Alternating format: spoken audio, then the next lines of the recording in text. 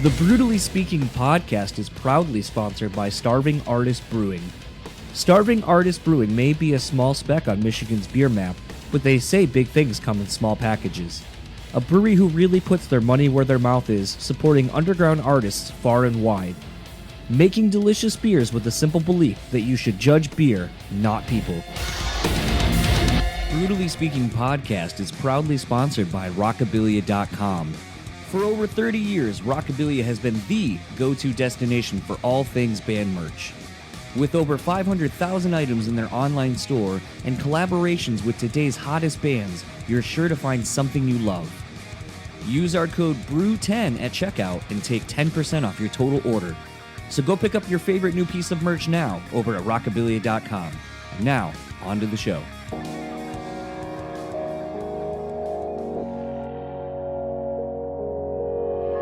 Say you have to have a lot of passion for what you're doing. This rings true because it's so hard that if you don't, any rational person would give up. It's really hard, and you have to do it over a sustained period of time. So if you don't love it, and if you're not having fun doing it, you're gonna give up.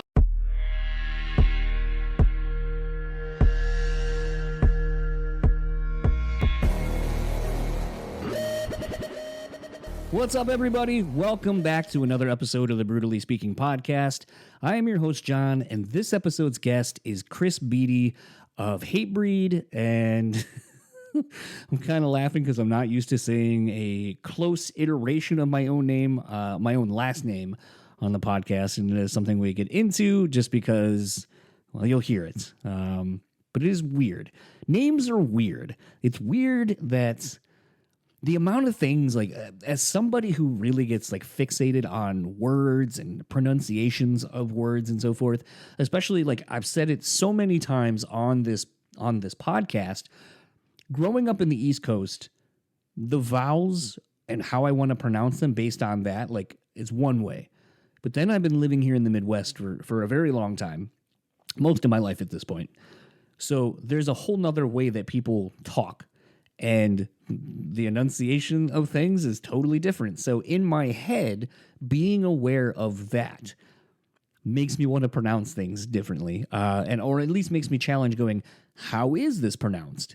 Is it pronounced this way or a different way? Like a case in point, there's a road in Kalamazoo, and I might be mispronouncing it, ironically, but as far as the spelling, from what I remember, it's romance. Everyone back home calls it romance. And it always kind of, I was like, no, that's not how you say that. So there are so many things like that I just find fascinating when you really listen to people talking. Another big one is when you sneeze. Pay attention to what people are actually saying, because they should be saying, bless you. Bless you. BLESSYOU. Bless you. What you usually will hear is something that sounds like this. Bless you. With an H. Bless you. It's not a word. There are two separate words. You just State Farmed that shit and bundled them together and made a whole new word that is not a word. Obviously, everyone knows the could you be more Pacific instead of saying specific. There's just so many. Language is just a funny thing, and it even goes into names. Like, it just is fascinating to see how people will fucking butcher a name. The things that people will say because of your name, fucking wildly fascinating. So we talk about that. We talk about having similar last names and just all that kind of things. But this was one of those conversations where I really wanted to have Chris on, and I had been wanting to have him on for a while, and just unfortunately didn't happen until it did. And Chris is maybe someone that you don't see on podcasts very often, don't really see him doing much press, but I think those are the kind of people that I love talking to more, because you don't really know a whole lot about them other than, I guess, what's literally out there, what they put out there themselves. And even in that front, I feel like Chris kind of is a keeps to himself kind of a person. So I was really looking forward to getting to this conversation and kind of asking some questions that I wanted to know more about. I think something that I thought was interesting, and I didn't necessarily I forgot to kind of go down the rabbit hole just a little bit more, but I knew that he was in real estate as far as selling now. What I didn't know was that obviously he was flipping homes and stuff like that. But the connection, as you'll hear, is through the Hatebreed's old guitar player, Sean Martin. It's his wife, Jessica. And through following Sean and subsequently Jessica on Twitter and so forth, knew that she was in the real estate business. And when I saw that Chris was basically working through or under her tutelage or whatever, that it was a thing where it just was really cool to see this continued relationship of obviously they were in a band together and now kind of even in this other work environment, the connection, the family stays strong, and thought that was really cool. So wanted to talk a little bit more about that and, you know, just some other life things. I think as you get older, it's just kind of fun just to kind of see how people navigate and traverse through life. Maybe there's a part of this that you'll take with you and inspire you to do something yourself, or at the very least, maybe you'll find out more about someone from your favorite band that you just didn't know a whole lot about. So without further ado, let's get into my conversation with Chris, and I'll talk to you on the other side of it.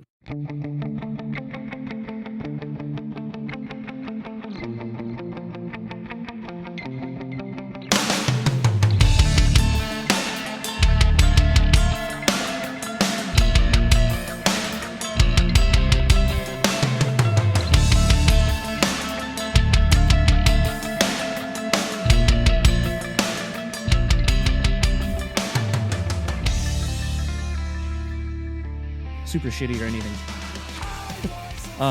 Happy belated birthday. It was funny. Thank you. I was actually just talking to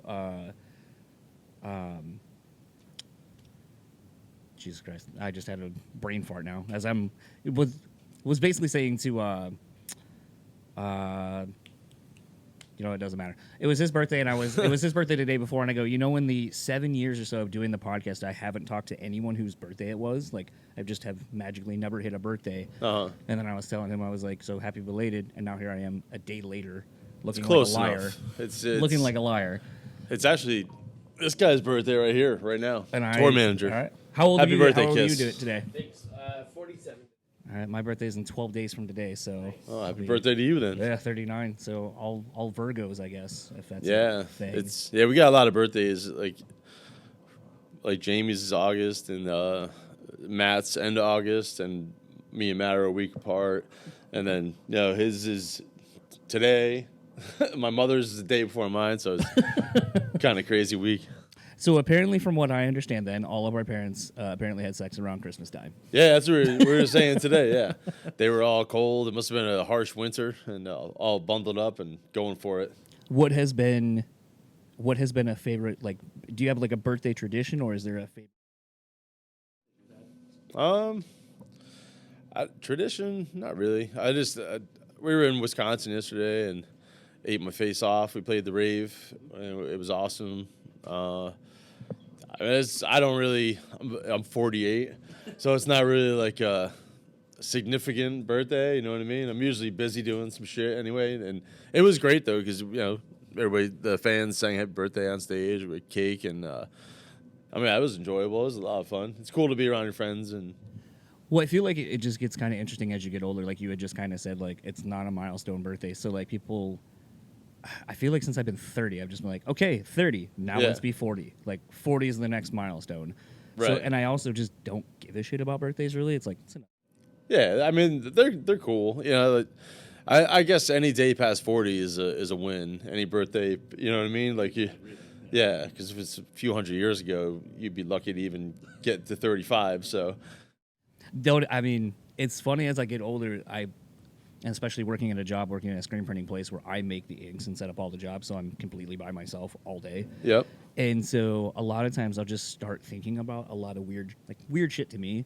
But I've been thinking about that, the idea of there would have been a time as, thinking about more about 40, and there would have been a time, like you just said, where it's like 25 is probably like old age. And oh, yeah, for sure. When you start breaking down the idea of like societal norms and shit, like the idea of marriage and being monogamous for the entirety of your life, it's like, well, yeah, the rest of your life probably only looked like 6 years. Yeah, it was a lot simpler, and there was no social media and stuff like that to make everything more complicated in your mind. And you grow up, you probably fight, have a family, and you'd be on your way out. Like I would have been dead like 20 years ago, probably. And part of me also, it's interesting when I think of things like that. That it kind of makes me more appreciative of the fact that we have a longer life, but also to a degree, is it maybe detrimental to like the earth and like things that we maybe live longer than we should for overpopulating? Who knows what's the right thing? You know what I mean? Like no one's been tracking it since the dawn of time, so you don't know what civilizations lived longer. We don't know anything. We kind of think we do because we're humans, and that's But who knows what's the right thing? Maybe this is a quest. Maybe civilizations live like 300 years. Who fucking knows anymore? Yeah. Something I when trying to set up something with you for a long time ago, because you ended up following the podcast page somehow, which always amazes me when I see a name I recognize. I'm like, how the fuck did this person find this? But it was a thing where I had been following you for a while, and something that I had found intriguing because I talk a lot about like pivot points and so forth in your life, and kind of navigating off of the normal beaten path for somebody. Yeah. And you had gotten into real estate. Yeah. And so it just kind of seemed like from afar via social media, which is just a blip on the fucking radar of someone's real life. But it just seemed like all of a sudden it was like touring, real estate agent. And you're like, didn't even know you were going for a real estate agent license or any of the things. So I kind of wanted to know how you kind of, I guess I don't want to say fell into it, but how did you start your journey into becoming a real estate agent? So I want to say around probably 2006. I like started flipping houses and doing that whole thing, like the landlord thing. Got my first house, flipped it, renovated the whole, whatever. Did that, made a good profit, and I was in that world. I was just like flipping houses, being landlord, doing that whole game, and in between tours and all that stuff. It was I don't know. I kind of liked finding the deal. It was great. You find like something undervalued, get it, lock it down. So I got into that, and I've always had my hands in it. And then the pandemic came, and my our ex-guitar player, Sean Martin's wife, she's my broker. And she's like, why don't you just get your license and do this, And I was like, like kind of at first, like fucking paperwork, your responsibility, because it's easier when you're just flipping homes because you don't have to get registered with the state. You don't need to be part of like consumer protection. There's a lot more liability and all that stuff. You know what I mean? You piss someone off, they can file a report on you. But I don't know, I had time to kill actually, so I was like, okay, let me just do this and I'll get involved in it. And yeah, man, got my license. Passed both tests in the first shot, which is like very rare for people to do, and jumped into that world. And now like I'm working on a deal right now. I got a listing going on. I came here this morning. I got a bidding war going on. So I've been up doing paperwork and whatnot. I would have to imagine that getting into the real estate, like being an agent on that side of things, with what you've done of flipping houses, being a landlord and all that kind of stuff, I feel like it puts you at a stronger advantage out the gate than maybe just someone who doesn't have that understanding of all of the rest of it. Yeah, I think so, because you get to see it from multiple perspectives. You know what I mean? You get to see it from the investor's eyes. And I mean, I also, above and beyond, like I just want to do it just to help people out, because like my mother was like struggling when I was younger and like find a place, and I realized that like it's fucking hard for some people. You got a family, or single mom, kids, or whatever your situation is.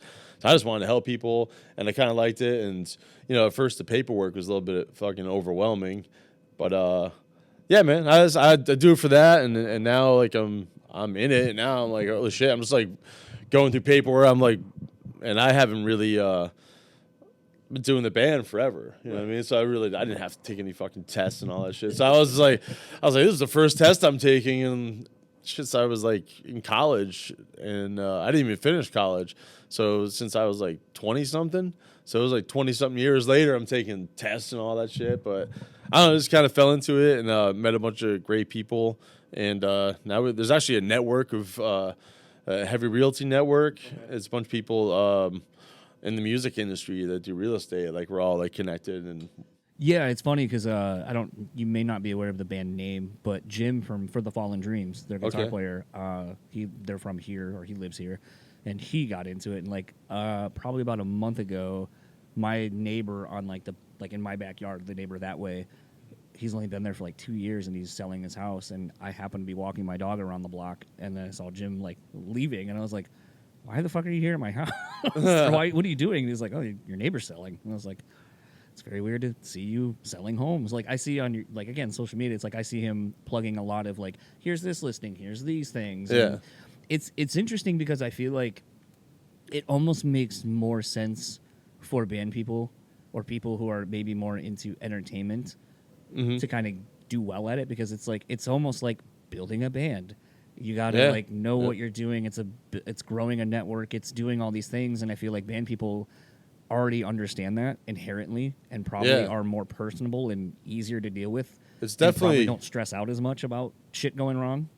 Yeah, yes and no. Well, in the beginning, you're kind of like fucking, you're calling your broker like, I need help. I don't know what the fuck this is. But yeah, band people definitely like stick it out more through the shit. You know what I mean? Like when to grow a band, there's fucking shows where you're on tour and it's 10 people when you're first starting or whatnot, and like it's very discouraging. So there's a lot of that shit where it's like you get kicked in the balls and you're like, oh, this sucks, but you just got to keep at it. And the more you keep at it, the easier it gets. It's the same as with the band. You know what I mean? Like there's a lot of times you want to give up, but I'm still doing the real estate. It's great now.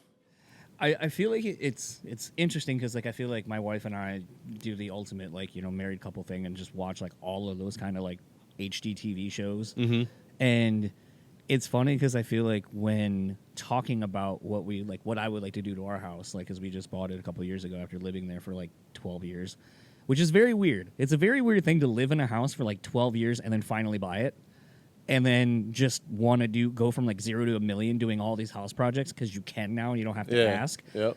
And it was so weird because people were like, you're doing too much. Like you live here now. Like you don't have to like do everything right now.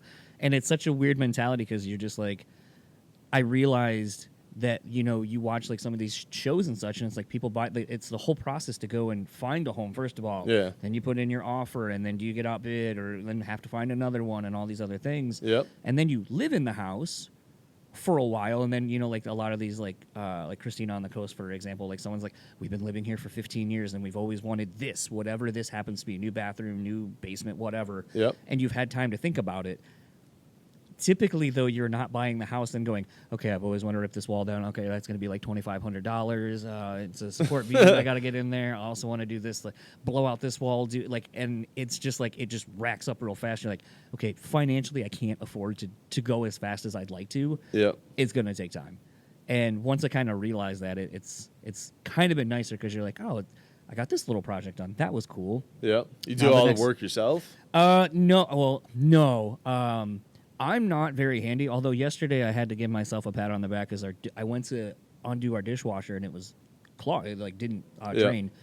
And so we had paid this guy like $200 to come and he came, looked at it, had his like tech or whatever, opened it, undid the bottom where like all the wiring and shit was, and he was like, yeah, you just got to clean that out. And then handed me a bill to pay him for like doing nothing. It took like, that was about it. To look at it? 10 minutes basically of having the dude look at it and go, yeah, it's probably just like it's probably just clogged. Just clean it. And then I had to pay him $200. And then I went on YouTube because I didn't know what the fuck I was doing. That's the move, the YouTube. And the thing I feel like that I hate about YouTube, though, is it's like something that I feel like should take 5 minutes to explain. Everyone has like an hour-long video, and I'm like, I don't care. Yeah, just get to the point. Get me to the point. And so when I saw it clogged today, I was like, it's going to be a bitch. It's going to take time to drain it all with a cup and then like with a towel to like get the last little bit out and then do all the unscrews. Because unfortunately, no one ever has a dishwasher in a place where you can put your body in there where you're not in an uncomfortable position. Yeah, they're always the worst. Yeah. And so I ended up doing it. I fixed it and everything ran fine. And I was like, looked at my wife. She's like, you did it. Great job. And I was like, thanks. Show me $200 now. But it's a thing where like I would rather pay someone to do it because then I know it's going to be done well.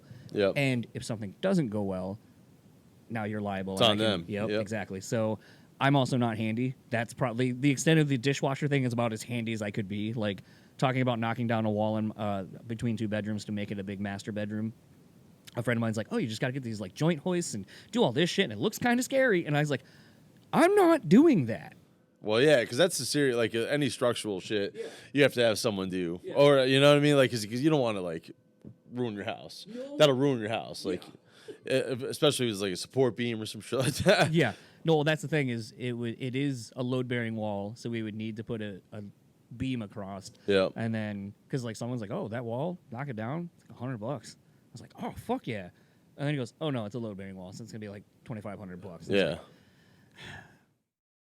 changes the game. You can still do it. Yeah, I can still do it. You got to be really careful about all that. I'm at that point. I'd rather pay the person and then know that, like, if something, like I said, something messes up, it's not on me. Yeah, especially a big project like that. I mean, you could paint something. You could always repaint. Oh yeah, I'm not painting my house ever again either. I've done that 2 times and I'm fucking over it. Oh, painting is like my least favorite thing to do. I have someone else do that the same. I'm like, I don't even care. I just don't want to deal with the shit. I don't want to fucking putting up the tape, edging, all that stupid shit. I had a really stupid realization last time I painted my house where, like, because taping corners and all that is just a fucking pain in the ass and there's no easy way of doing it.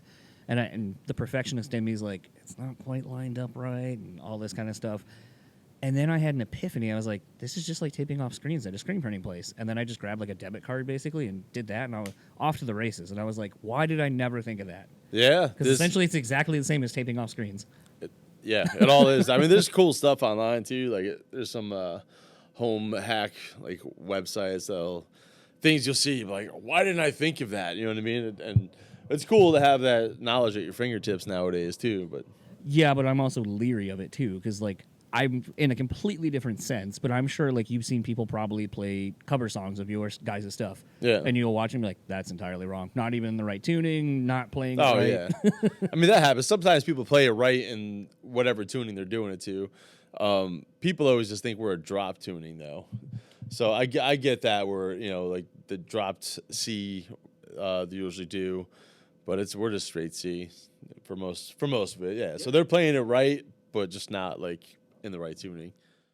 Yeah, it's interesting as you kind of traverse. I guess it's probably the same in any career that you do or anything that you're passionate about. When you start realizing, like, when you can start picking it apart. Like, I've gotten to the point as a very mediocre musician at best, where I'm like, I'm fairly certain that's a Telly. This is probably on a Gibson. This is probably like through these kind of like you're kind of start able to pick and choose like the tones and start picking things out, and then it's like, that's interesting. That no one will care about that information I've learned at this point of all the years of listening to music and even playing. Yeah. But it's like, at some point, if someone wants to nerd out, you can be like, yeah, you know, you using like vintage 30s in this, or like, you know, just shit like that. Sounds like you are, and then someone would be like, yeah. It's a lot of people like you go to family functions and 99% of the people don't even like have like a favorite artist. So you're there alone. You're like, you want to talk music? Most people are just like going on about their jobs and their, you know, whatever they have going on in their lives. Yeah, I feel like it's funny because like Josta talks about this all the time on his podcast. So I'm sure you get this as well, where like the family function people are like, or when you're probably out and about, people might go, so what do you do? And then it becomes this thing, oh, I'm in a band. Like, oh, yeah. And, like, there's always, like, a weird, like, what level of a band are you in? Or, you know, anything I might have heard or ever. Because everyone always assumes you're the weekend warrior, you know, like playing. Dive bar, like, little circuit. And I mean, people know, and it's cool. Like some people, like, kind of, like, push you to the side. And then they find out, like, you're, like, in a bands. And then they're like, oh, all of a sudden you're interesting. You know what I mean? I always diss those people, like, really hard. Yeah. Well, I think the other thing that makes it really interesting, like, having done this podcast for so long, I think it gets interesting because, like, there will be, like, the connectivity of a certain guest for, like, my family. Mm-hmm. Like, it was weird, like, Thanksgiving a couple years ago, like, during the pandemic, basically, it was, like, no, it's just awkward and weird at that point because, like, some people in the family are like, we're anti-vax, and some people are like, I'm not. So it's like, family, cool.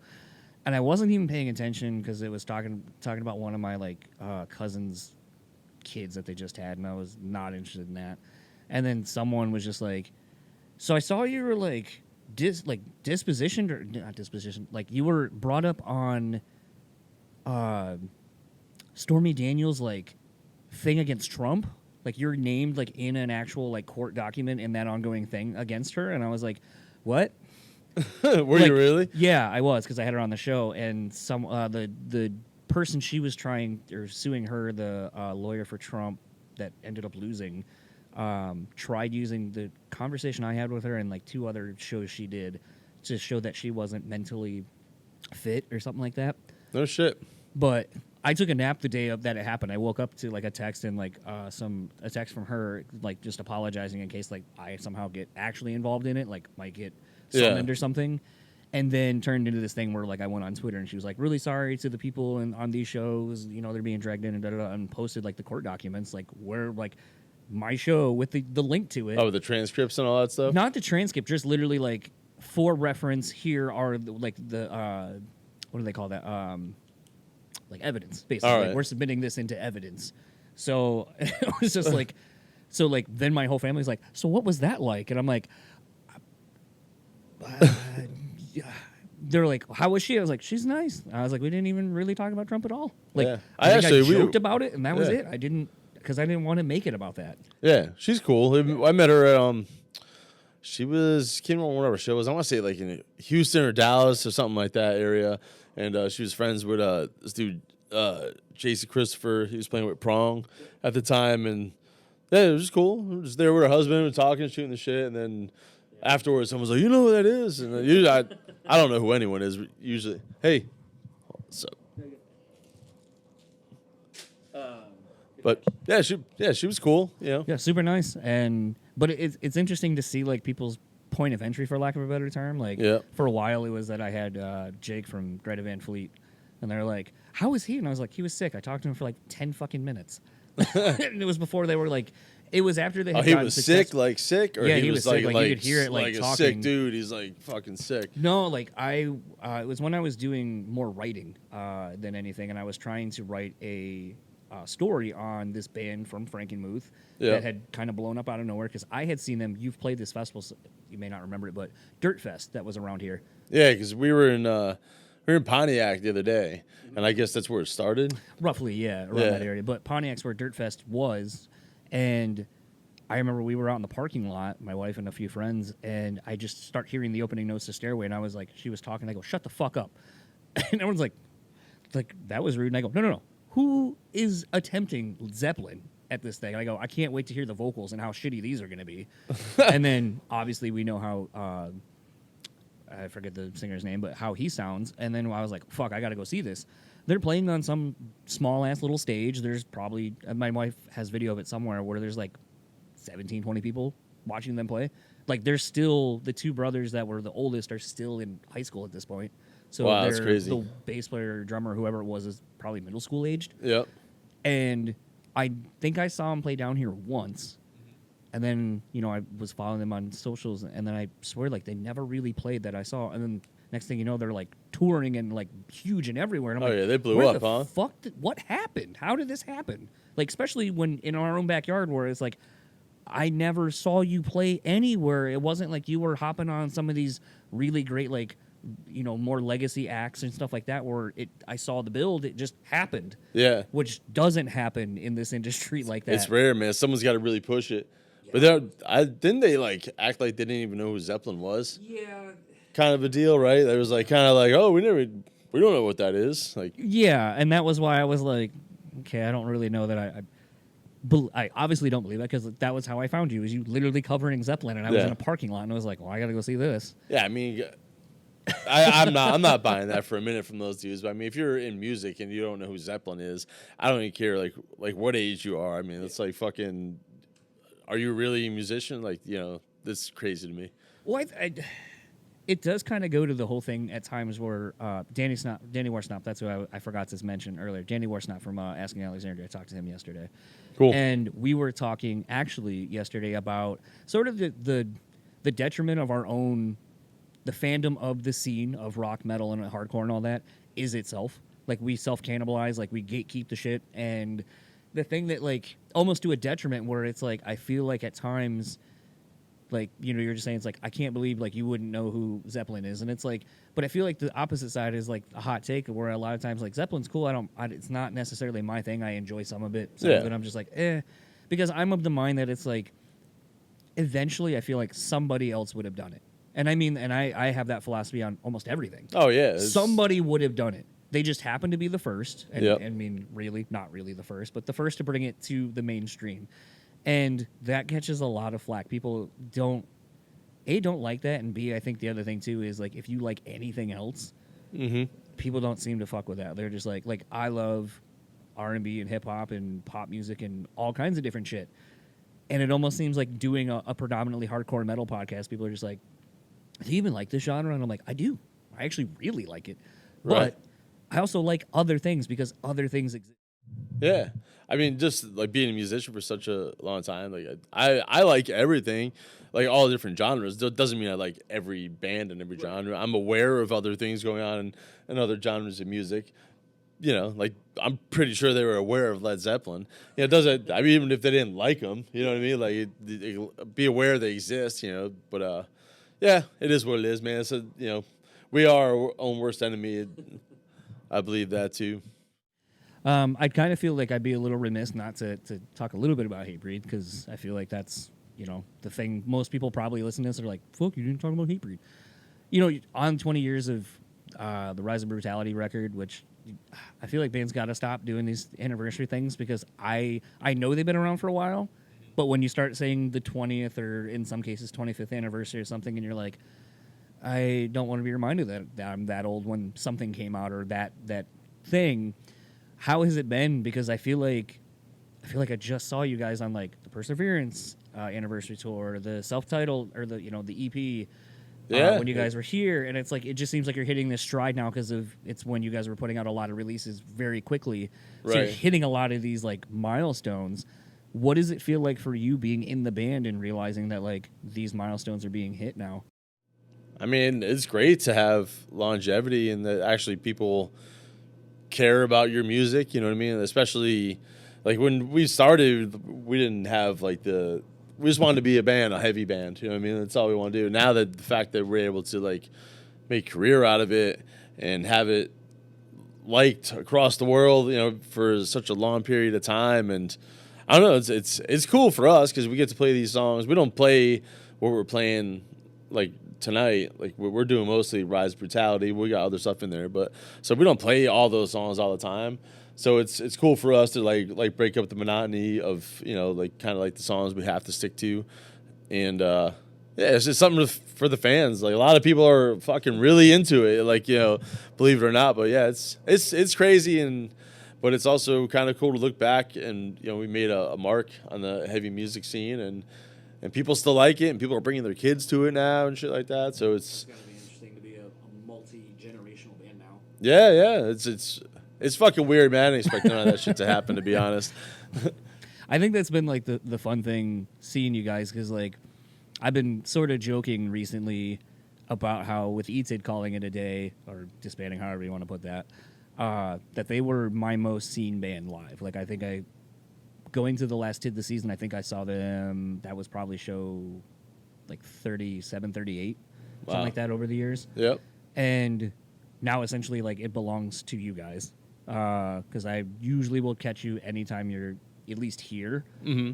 And that's been going on since at least Perseverance. So it's like almost 20 years, right? So yeah. a little more. A little more, yeah. I mean, it's interesting because like the band, like it's always interesting too to talk about how people define their entry point to something. And for you guys, it's like I had heard of the band for a while because like, you know, Michigan and kind of like the hardcore metal scene here in Michigan was kind of getting big in the underground with like Walls of Jericho and a lot of those other bands and, you know, venues like here at the Intersection constantly bringing bands through. So it was like constantly seeing you, but it was our local college radio in Kalamazoo, and they were doing a back-to-back 2 new albums being played, and Perseverance was one, and I don't know what Typo Negative record it was, but they were going back, like they would play one track for each on each album. That's cool. And I literally, because at the time I was getting really big into Rollins Band, and I thought it was Rollins Band because I thought it was Henry Rollins. Typo? No, Hatebreed. Oh, Hatebreed. Like I was great. like, oh, this sounds like Rollins, but like way heavier than I've ever heard him. Better production. Yeah, that was another thing I picked up on. And then it'd be like Typo, and it's just slow doom and gloom. And I was like, I kind of like this, but way different vibes. And then it wasn't until the very end we're like, and that's Hatebreed. And I was like, oh. I remember writing it down and then having to go to a store and go buy it. And I was like, this is it's always interesting because I don't think people have that way of finding new music anymore. Like where you can stumble across it on radio, yeah, like that, and then have someone kind of curate something for you like that. It's almost fucking overload now. There's like just so much shit. Like I know there's a ton of new music out there, but I always end up asking like people like, what are you listening to? You know, like because there's just so much shit. And you got to weed through it all. You know what I mean? And it's just, I don't know if this was more access, obviously, but like more people are posting, music. There's way more bands, I feel, than ever before. So I look for quality, but I also like to, like, someone tells me, check out this band, they're fucking awesome. I'm going to go check them out, Well, I know you got a meet and greet to get ready for, so a last question, and it's a really stupid one, but we have a very similar last name. All right. What's your last name? Beattie. Beatty. All right. Okay. And so I have my last name missaid so many stupid ways. And I won't say them because I want to hear yours. I get that. Beattie? Do you get that Beattie, one? yeah. BD, like D's, like more like BDIs. Yeah. I mean, that's more how yours is pronounced. But the other thing that always gets me too is when people like have your spelling of the last name and go, "Oh, I have so and so who their last name's the same," and then spell it, and you're like, "That's not the same at all." Oh yeah, I just we had wouldn't that be the other related day. at all. Someone just did it. Someone had your spelling and was trying to say that was really. I was like, nah, that's not how it works. No. It is mind-boggling how many people will fuck up or I guess technically our last name. Yeah. But what is the worst way that someone has said it? I can't remember. Someone fucking fumbled it really bad, and I wish I knew off the top. Wayne, if Wayne was here, he would know. But I've heard the fucking crazy shit where I just like fucking look. I'm like, what the fuck is that English? I don't even know. Yeah, I usually get Beattie or somewhere where they screw up. Bday or fucking stupid shit, but I just correct them because I want them to know like what my name is. Yeah, I before I landed on Brewtallyspeaking, my old co-host was like, we were trying to come up with a name. He's like, Clickbaity, and I was like, fucking no one will ever come on that show if I name it that. Clickbaity? Clickbait. Yeah. And I was like, clever name, really fucking clever name. No one would ever come on it, ever. Yeah, I don't know about that. Yeah, it's a good idea. You didn't take that. Yeah, yeah, you can take that one. Well, thank you so much for your time, and looking forward to the show tonight, and safe travels. Yeah, man, thank you. Thanks for having me. So that was my conversation with Chris. Want to thank him once again for taking some time before the sets, before the meet and greets, to chat with me for a little bit. It was kind of funny, being down in the green room. At one point, Josta walked in to one of the green room that we were in, and it was one of those I almost wanted to bust his balls and be like, come on, dude. Like, you of all people know what it's like to have someone walk in when you're doing a podcast, but it's all good. Really enjoyed the show. Realized at this point, I think Hatebreed, now that Eat It is no longer a thing, I think Hatebreed is the band I have seen the most over my career of going to shows. It's not a career. Over going to shows and seeing them. It is crazy how consistent this band is, how great they sound night in and night out.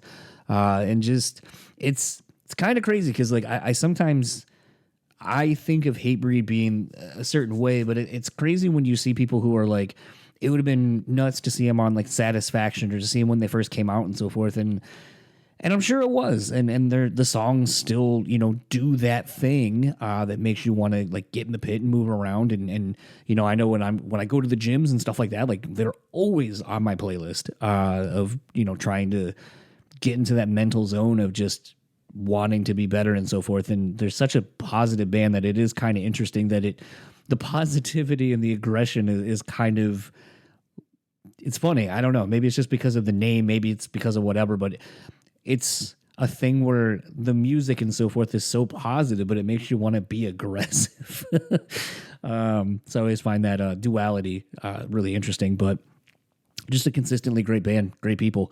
I do love how it's a hardcore show, but it's a hardcore show that feels like a rock show where it's, you know, crowd participation and the little games of everyone on Wayne's side, everyone on, you know, Frank's side and stuff like that. And, you know, all these things that you do when you're at a show of that level. You don't really necessarily see other bands kind of introducing that into their set. And I always think it's kind of interesting just to see how Hatebreed has evolved in the live setting over the years, but it's always consistent. It's always great. And it's gonna be a sad fucking day when Hatebreed decides to call it a day. But I would assume, given the fact that, you know, the tour I just saw him on was with Terror, and Terror has been doing it for forever, I just don't see Hatebreed ever putting it down until like they want to. And I don't think that they want to. I think that they are still consistently making great music. So I just, they are a constant in my life at this point as far as bands I go see and just the music output as well. All that said, if you would like to keep up with Hatebreed, you can find Hatebreed on Facebook at Hatebreed, Instagram at Hatebreed Official, Twitter at Hatebreed. All of those have a link tree to all the sites, stores, everything. It's also in the show notes. Go check that out. If you'd like to keep up with Chris, you can find him at Instagram at GotABass. And I didn't find anything for him on Twitter. I did find plenty of other Chris Beatties.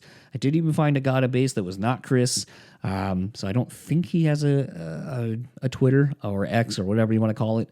But if he does, apologies for not finding it for you. If you'd like to keep up with the podcast, simple enough, you can find us at BrewSpeak on all your major podcasting platforms, on all your social media platforms. Wherever you can find us, that should be how you find us. If you can leave a comment, rate, review, subscribe, all of those things are strongly encouraged. If you would like to reach out to me, you can email me at brewtallyspeaking@gmail.com. I try my best to reply to comments and emails and so forth in a timely manner. So if you have a guest suggestion or anything, let me know. And if you would like to keep up with our podcast sponsors, you can find them. Just go to rockabilia.com. You can use our code BREWtally at checkout and take 10% off your total purchase order. Rockabilia is on all the websites, also in the show notes. It's been really great this past year getting to hang out with Frankie, going to Seattle and Milwaukee to go see different shows, different bands, and enjoying time hanging out.